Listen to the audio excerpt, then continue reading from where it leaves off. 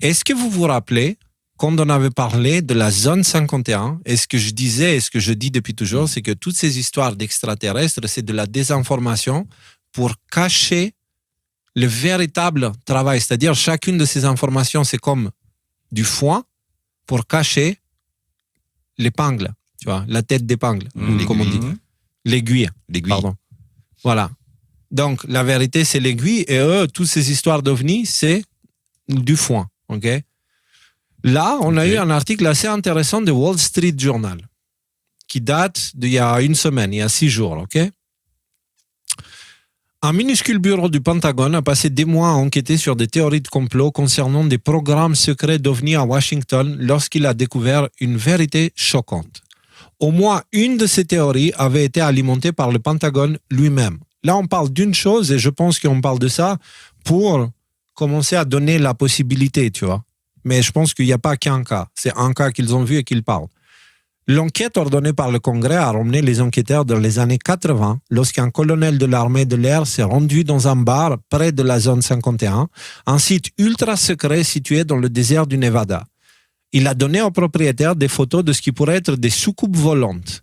Les photos ont été affichées sur les murs et l'idée que l'armée américaine testait secrètement une technologie extraterrestre récupérée s'est répandue dans la tradition locale.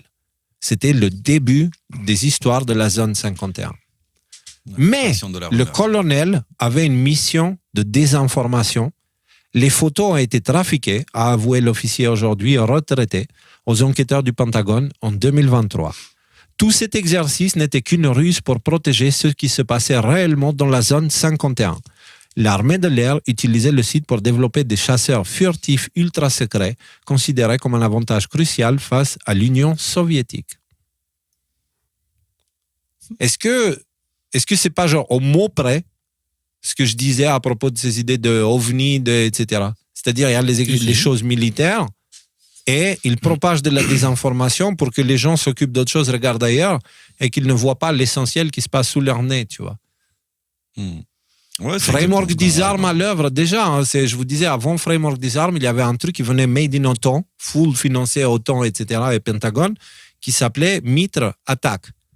Et c'était la même chose que Framework Disarm, mais adapté aux outils de l'époque, il y a 20 ans. Il n'y avait pas encore Internet et tout ça, tu vois. Chapeau, je reconnais. Moi, j'aimais bien l'idée des extraterrestres de la zone 51. Là, ça veut pas dire qu'il y en a, mais ça veut pas dire qu'il y en a pas. Dans la zone 51, moi, je sais pas. Hein? Je sais pas quel genre d'expérience mène là-bas. Peut-être que ce qu'ils font là-bas, c'est beaucoup plus chelou que des extraterrestres. Tu vois, peut-être qu'en parlant d'extraterrestres, on manque d'imagination, tu vois. Ouais.